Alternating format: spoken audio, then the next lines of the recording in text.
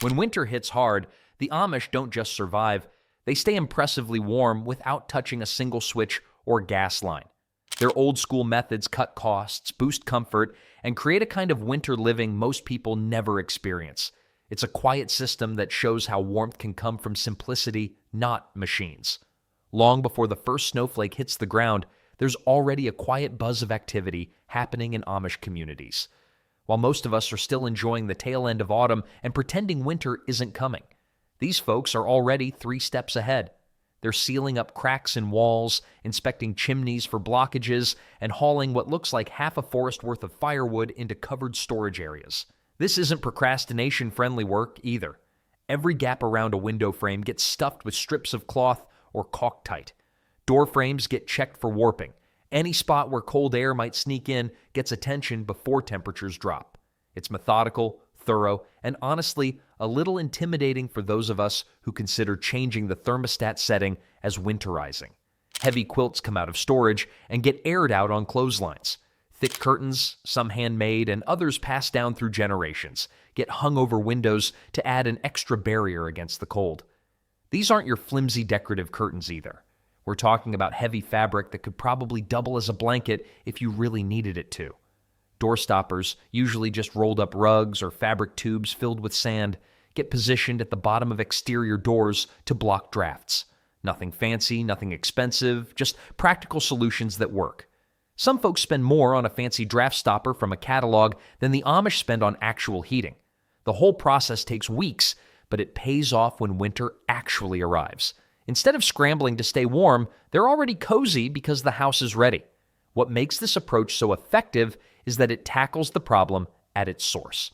Heat loss is the enemy during winter, not the cold itself. If you can keep the heat inside, you don't need to generate as much of it. That's just common sense, but it's easy to overlook when you've got central heating doing all the thinking for you. Amish families don't have that luxury, so they can't afford to ignore the little things. A crack under a door might seem minor, but over the course of a winter, it's like leaving a window open all day and night. Sealing it takes 5 minutes and saves hours of extra firewood burning later. The math is simple, even if the work isn't always fun. One thing that stands out is how much this preparation relies on experience rather than technology. There's no thermal imaging camera to find drafts or smartphone app to remind them when to start prepping. It's all based on knowledge passed down and observations made over decades. When an older family member tells you to check the north-facing wall first because that's where problems always show up, you listen. The best home security system the Amish have is a grandmother who notices when something's been moved an inch. When someone insists on double layering curtains in the bedrooms, she's not being paranoid. She knows from experience that it makes a difference. This kind of wisdom doesn't show up in instruction manuals, but it's arguably more valuable because it's been tested in real conditions year after year. By the time winter actually settles in, an Amish home is basically a fortress against the cold. Everything that can be sealed is sealed. Everything that can be insulated is insulated. The firewood is stacked, dried, and ready to burn efficiently. All of this happens quietly, without much fanfare, because it's just part of the rhythm of life. There's no dramatic race against the clock or last-minute panic buying at hardware stores. Just steady, deliberate preparation that turns a harsh season into something manageable. Studies show that proper winterization can reduce heating needs by up to 30%. And these communities have been proving that for generations without needing a research paper to tell them so. But preparing the house is only half the battle when you don't have modern heating. A wood stove sitting in the main room isn't just a piece of equipment for Amish families. It's the beating heart of the home during winter months. Cast iron heavy as a small car and built to last longer than most marriages, these stoves pump out heat that spreads through rooms with surprising efficiency. The design is simple but brilliant. Air enters through vents at the bottom, feeds the fire, and hot air rises through the chimney while radiating warmth in all directions. No electricity, no gas lines, no monthly utility bills. Just wood, fire, and physics doing what they've done since humans discovered combustion. What's remarkable is how much area a single stove can actually heat. Amish homes are often built with open floor plans specifically to let heat flow freely from room to room. A stove in the kitchen or living area can keep an entire first floor comfortable, sometimes reaching into adjacent spaces through doorways and stairwells. The heat doesn't just stay in one spot. It moves, circulates, and fills the space naturally. Modern homes with their closed-off rooms and long hallways would struggle with this approach, but traditional Amish construction makes it work beautifully. Fewer walls mean fewer barriers for warmth to travel through. The wood itself matters more than most people realize. Amish families don't just grab any fallen branches and toss them in the stove. They cut, split, and stack firewood months in advance, giving it time to dry out properly. Green wood, the kind that's freshly cut and still full of moisture, burns poorly and creates more smoke than heat. Dry wood, seasoned for at least 6 months, burns 30 to 40% hotter and produces far less creosote buildup in the chimney. That difference isn't just about efficiency, it's about safety too. A clogged chimney can lead to fires, and nobody wants that kind of excitement during a snowstorm. Turns out the phrase burning money doesn't apply when your heating bill is just the cost of an axe and some elbow grease. But here's where it gets even more practical. That same stove heating the house also cooks the meals. A pot of soup can simmer on top while the fire warms the room below. Bread can bake in a compartment built into some models. One fire, two purposes, zero waste. It's multitasking at a level that would make any efficiency expert jealous. During the coldest months, the stove rarely goes out completely. Someone tends it through the day, adding logs as needed, keeping the temperature steady. At night, it gets loaded up with larger pieces that burn slower, maintaining warmth until morning when the process starts again.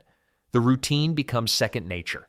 Check the stove, add wood, adjust the vents, keep an eye on the temperature. It's more hands-on than flipping a thermostat, but it's also more connected. You know exactly where your heat is coming from and how much fuel you're using. There's no mystery bill at the end of the month. Just the physical evidence of the woodpile getting smaller as winter wears on. And when spring finally arrives and the stove goes cold, there's a sense of accomplishment that comes with having made it through another season. The stove will sit quiet for months, but come next autumn, the cycle begins again.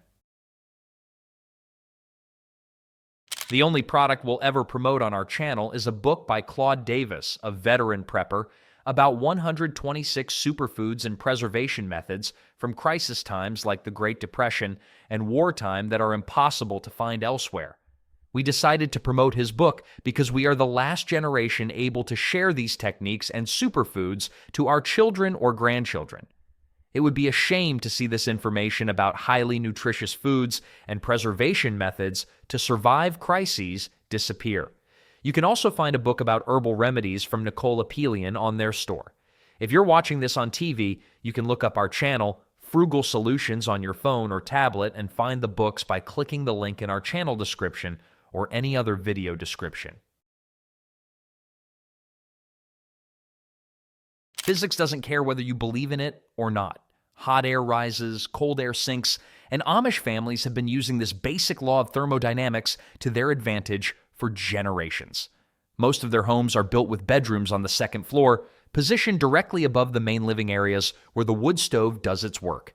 As heat pours off that cast iron monster downstairs, it doesn't just stay put, it climbs. It finds its way up staircases, through open doorways, and into the rooms above.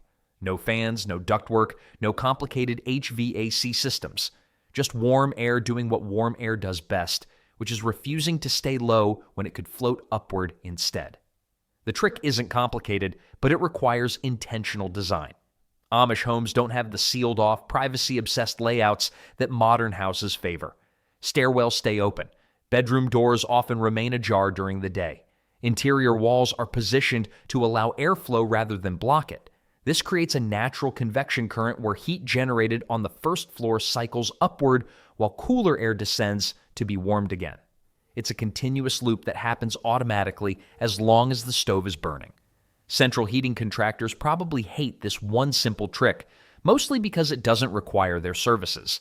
The result is that upstairs bedrooms stay surprisingly comfortable even though there's no heat source up there. What makes this even more effective is how Amish families time their heating. The stove burns hottest during the evening when everyone is home and active. By bedtime, the upper floors have absorbed hours of rising warmth. The wood structure itself holds on to heat, releasing it slowly through the night. Thick plank floors, solid wood ceilings, and dense walls act like thermal batteries, storing energy and giving it back gradually. By the time everyone climbs into bed, the upstairs is often warmer than the downstairs because heat has been accumulating there all evening. It's passive heating at its finest, requiring zero extra effort once the house is designed correctly. There's also a practical benefit to having the coldest part of the house be the ground floor. That's where people spend their waking hours, moving around, doing chores, staying active. The human body generates its own heat through movement, so being in a slightly cooler space during the day isn't uncomfortable. But at night, when activity drops and bodies are stationary under blankets, having that accumulated warmth upstairs makes all the difference. It's almost like the house is programmed to be cooler when you need it least, and warmer when you need it most. Engineers and architects have known about thermal stratification for ages, but most modern homes fight against it with forced air systems that try to keep every room at exactly the same temperature. The Amish approach embraces it instead. Why waste energy pushing heat downward when it naturally wants to go up? Why install expensive ductwork when open doorways do the job for free? Studies on passive heating show that properly designed homes can maintain a 10 to 15 degree temperature difference between floors through convection alone. That's not a design flaw. For Amish families, it's the whole point. The upper floors stay toasty without burning a single extra log, proving that sometimes the simplest solution really is the best one. And speaking of simple solutions, what they wear makes just as much difference as where the heat goes. There's an old saying that makes the rounds in Amish communities during winter. You can't control the weather, but you can control what you're wearing. That philosophy shows up in how these families dress when temperatures drop. Instead of cranking up a heater and walking around in light clothing, they add layers, lots of layers. Cotton undergarments, wool sweaters, vests, shawls, heavy aprons, and thick socks all get piled on until the person inside looks about 20% larger than they did in summer. It's not about fashion, it's about function.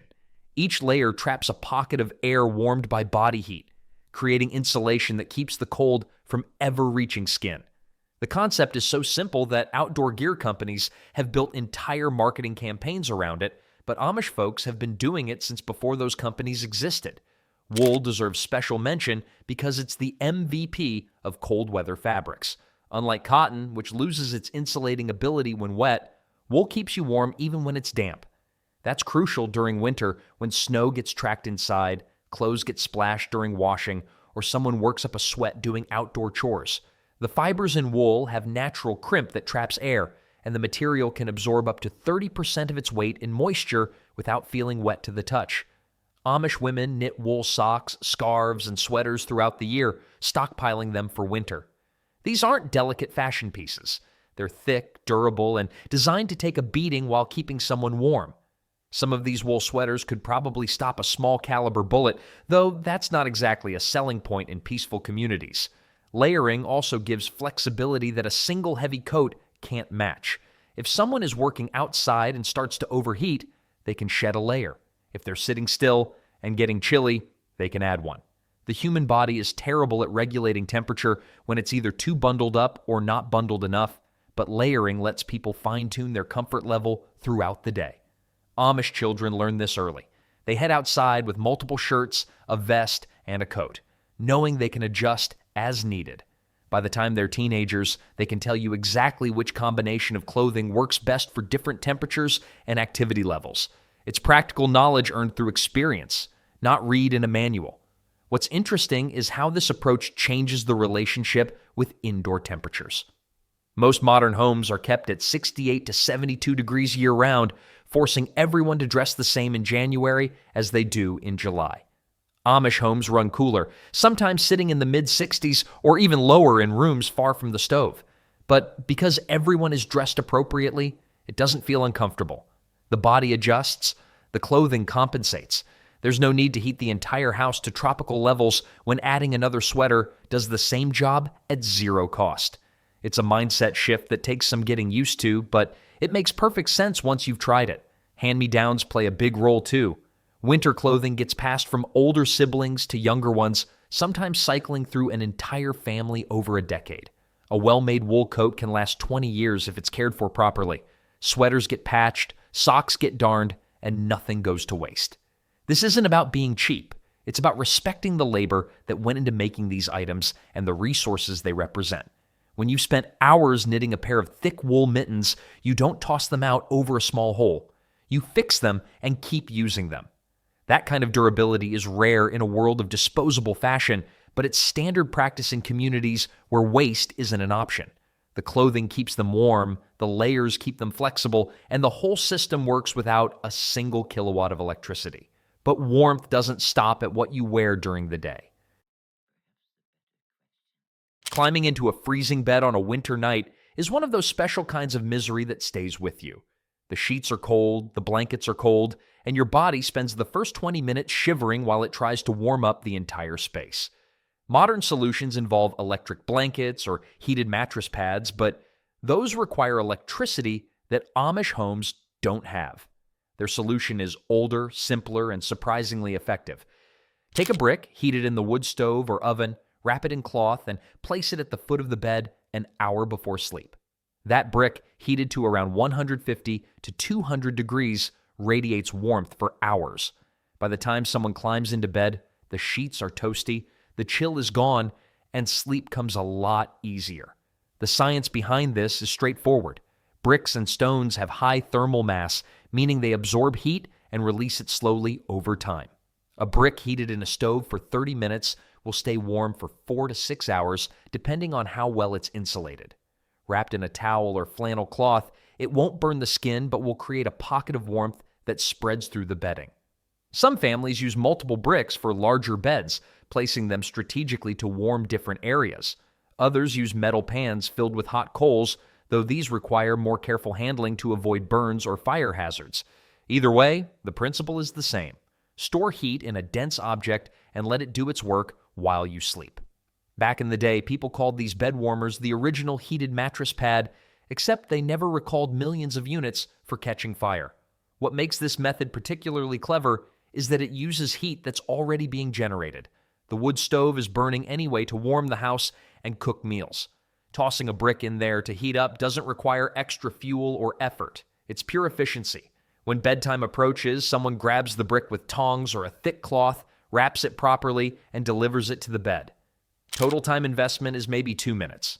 Total cost is zero because bricks last forever and cloth scraps are always available.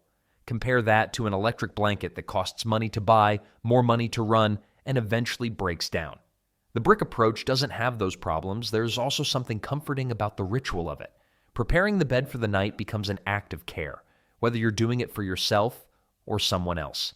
Children grow up watching their parents place warm bricks under their blankets, and they carry that knowledge into adulthood. It's one of those small traditions that doesn't get written down, but gets passed along anyway.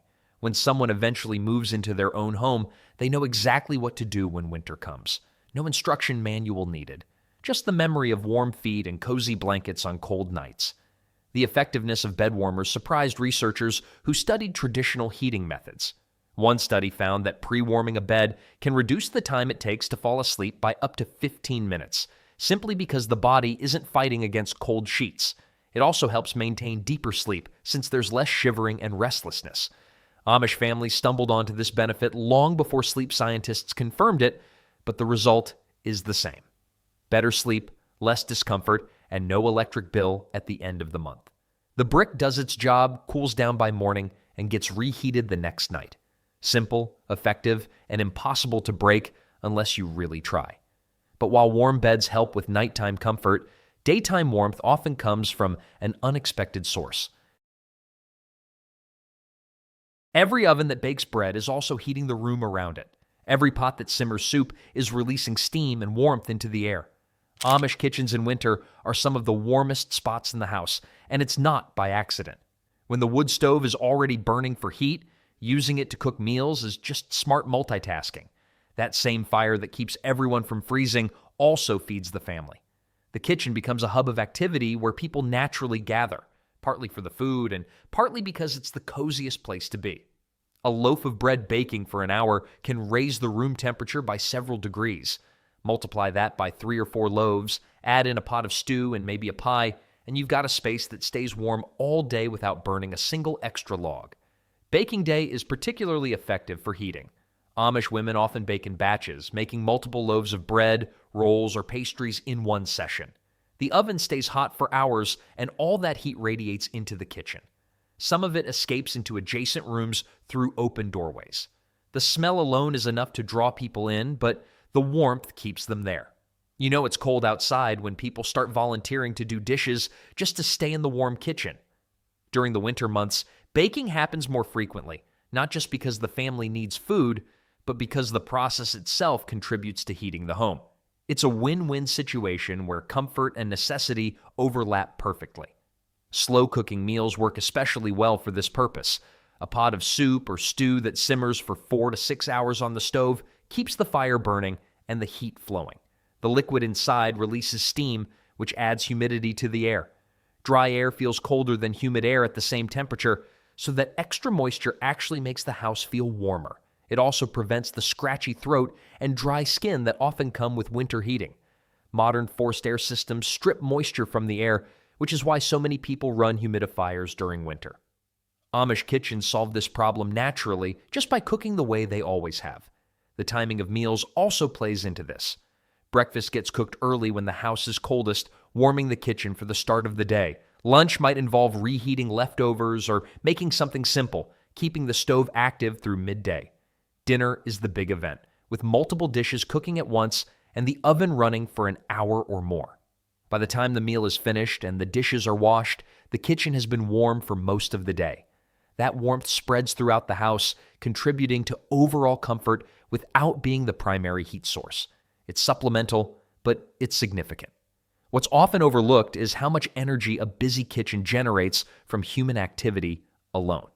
Multiple people moving around, working with their hands, washing dishes in hot water, all of that adds heat to the space.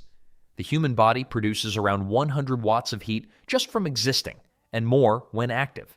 Get 4 or 5 people working in a kitchen, and that's 400 to 500 watts of heat being added to the room without any extra fuel.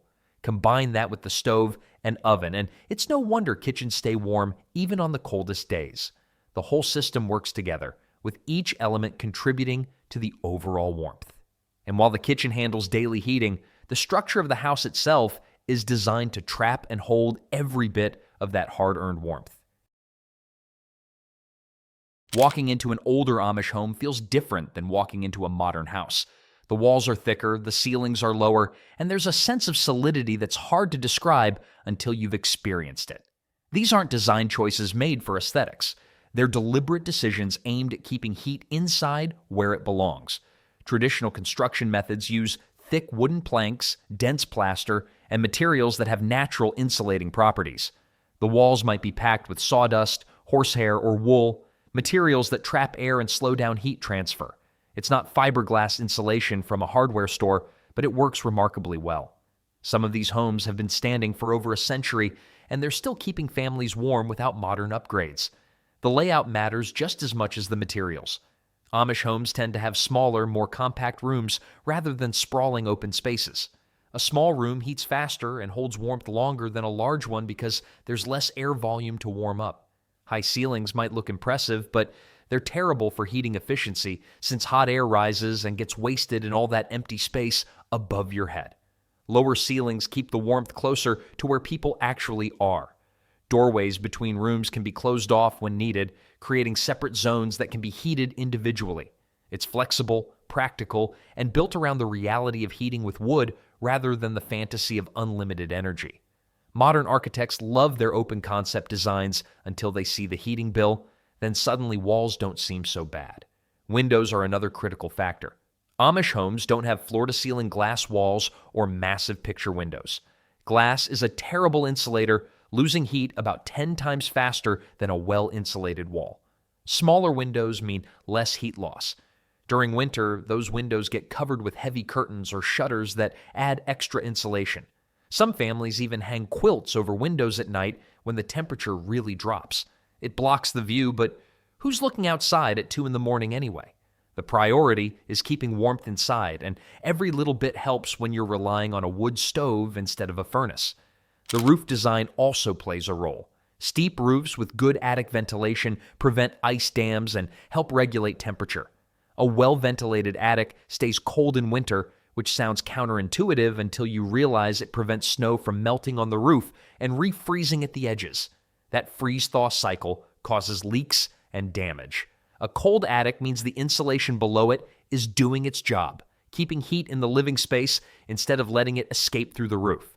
It's one of those details that doesn't seem important until something goes wrong, at which point it becomes very important very quickly. What's fascinating is how many of these design principles are showing up in modern green building standards. Passive house design, thermal mass construction, natural insulation, all of these cutting-edge concepts are really just rediscoveries of what people knew 200 years ago. Engineers run computer simulations and publish papers proving that thick walls and small windows improve energy efficiency. And Amish builders just nod because they've been doing it all along. There's no need for certification or fancy terminology, just solid construction that works. The homes aren't perfect. They're drafty by modern standards, and they require more maintenance than a vinyl-sided suburban box. But they hold heat naturally, they last for generations, and they prove that good design doesn't require advanced technology. Sometimes it just requires thinking about what the building needs to do and building it that way. And when the building itself isn't quite enough, the people inside have their own ways of staying warm. There's a reason why people used to sleep 3 to a bed before central heating became common. Body heat matters. A single person in a cold room has to work hard to warm up the space around them. 2 people in the same room cut that work in half.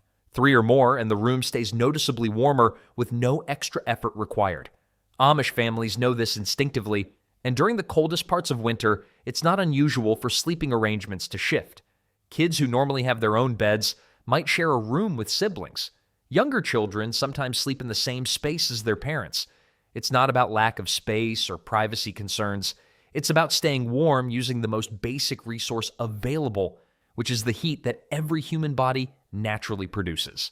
The science backs this up completely.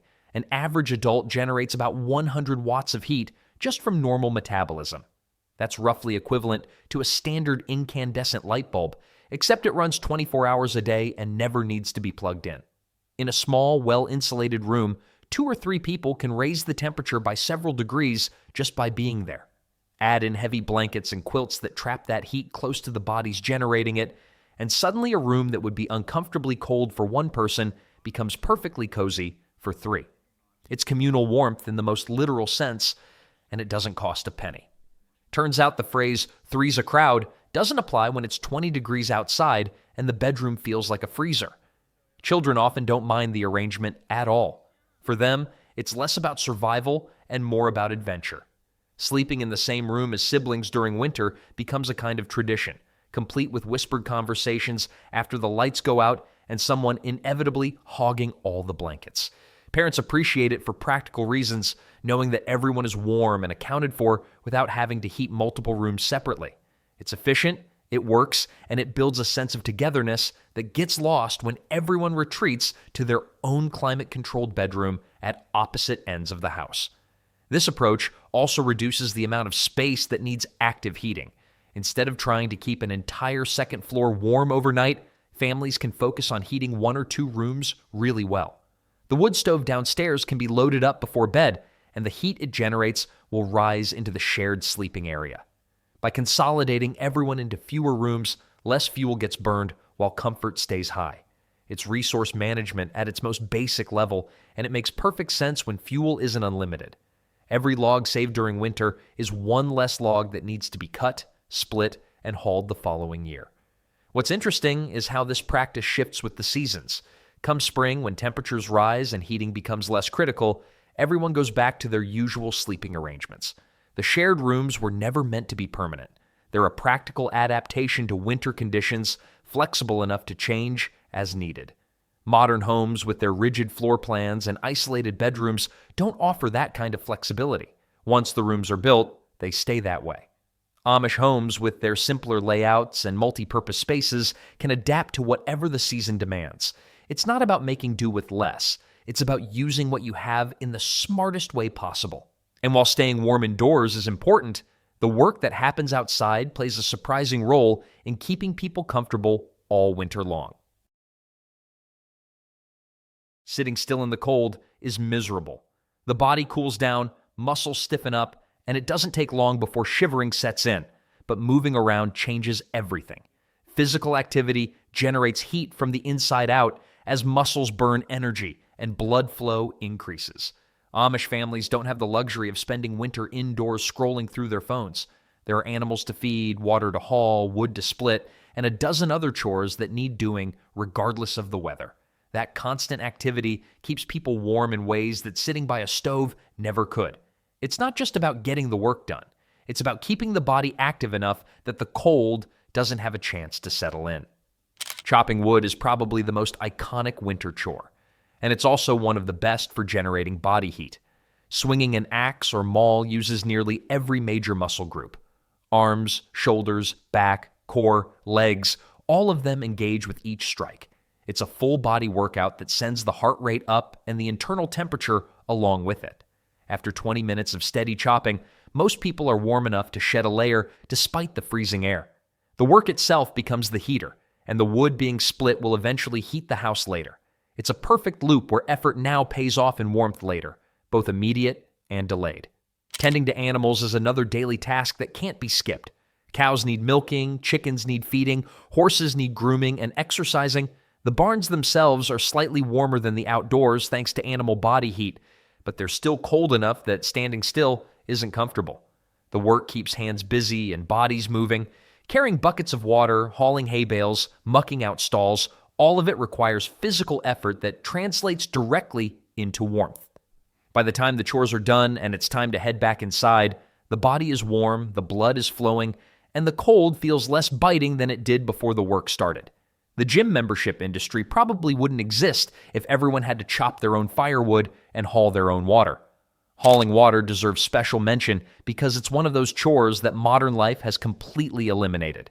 Amish homes don't have indoor plumbing hooked up to a city water line. Water gets pumped from a well, carried in buckets, and used for cooking, washing, and drinking. In winter, that means breaking ice off the pump, working the handle until water flows, filling heavy containers, and carrying them back to the house. It's hard work. It's also work that keeps the body active and warm even on the coldest days. There's no standing around waiting for someone else to handle it. If you want water, you go get it, and your body thanks you by staying warm while you do. The cumulative effect of all this activity adds up over the course of a day. An hour of chores in the morning, another hour in the afternoon, and maybe more in the evening. That's several hours of moderate to intense physical activity every single day. Far more than most people get in a modern sedentary lifestyle. Studies show that regular physical activity increases the body's baseline metabolic rate, meaning people who stay active generate more heat naturally even when they're at rest. Amish families don't need a study to tell them this. They feel it. They live it. The work keeps them warm during the day, and the effects linger into the evening when they finally get to sit down and rest. And after a long day of staying active and keeping warm, the evening routine brings everything together. Evening is when everything comes together. The house has been warming all day from the wood stove, the kitchen has been busy cooking meals, and now it's time to settle in for the night. Dinner is usually the largest meal of the day in Amish households, and it's eaten together as a family. Hot food does more than just satisfy hunger. It raises core body temperature from the inside out. A bowl of soup, a plate of stew, fresh bread still warm from the oven, all of it contributes to warming the body in ways that no amount of external heat can match. The stomach gets filled, the body gets fueled, and the internal furnace kicks into gear digesting all that food. It's the perfect way to prepare for a cold night. Thick quilts and handmade comforters are already piled on the beds, often 3 or 4 layers deep. These aren't lightweight store-bought blankets. They're heavy, dense, and filled with materials that trap heat like a professional insulator. Cotton batting, wool filling, or even old cloth scraps get layered between fabric panels and stitched together into quilts that can weigh 10 to 15 pounds. That weight matters. Heavier blankets provide better insulation and create a sealed environment under the covers where body heat gets trapped. Once someone climbs under that pile of quilts, the warmth builds quickly. Within minutes, the space becomes a cozy cocoon that holds off the cold no matter how low the temperature drops overnight. Flannel sheets add another layer of comfort. Unlike smooth cotton sheets that feel cold against the skin, flannel has a brush texture that feels warm immediately. The tiny fibers trap air close to the fabric, providing insulation before the body heat even has time to build. It's a small detail, but it makes a noticeable difference when first climbing into bed. Combine flannel sheets with wool blankets and a thick quilt on top, and the bed becomes a fortress against the cold. No electric blanket required, no heated mattress pad needed, just layers of fabric doing what fabric does best when it's designed for warmth instead of fashion. The real luxury in an Amish home isn't a heated bed, it's having enough quilts that you can't actually roll over without effort. If the night is particularly cold, a heated brick might make an appearance at the foot of the bed. By this point in the evening, the wood stove has been burning all day and has plenty of residual heat. Tossing a brick in for 20 minutes gives it enough warmth to radiate for hours. Wrapped in cloth and tucked under the blankets, it turns a cold bed into a warm one before anyone even lies down. It's the final touch in a day-long process of staying warm, and it works exactly as intended. Feet stay warm, sleep comes easier, and the morning cold feels a little less harsh when you've had a full night of comfortable rest. What's remarkable is how every action taken during the day builds toward this moment. The house was prepared weeks ago, sealing drafts and storing firewood. The wood stove burned all day, heating the home and cooking meals. Layers of clothing kept everyone comfortable during waking hours. Outdoor chores kept bodies active and warm. The evening meal raised internal temperatures. And now, as the day ends, all of that effort culminates in a warm bed surrounded by thick quilts in a house that's been designed and managed specifically for winter survival. There's no single magic trick that keeps Amish families warm. It's a system built over generations where every piece supports the others. The wood heats the house design traps that heat. The clothing layers extend comfort, the meals fuel the body, and the bedding seals it all together for the night. Each element works because all the others are working too, creating a cycle of warmth that runs from autumn through spring without ever needing a single watt of electricity or cubic foot of natural gas. Nothing here is flashy or modern, yet everything works. From sealed homes to wood stoves, warm beds to active days, each piece of their lifestyle keeps the cold at bay. It's a winter strategy built over generations, proving that true warmth can come from simplicity, discipline, and smart preparation.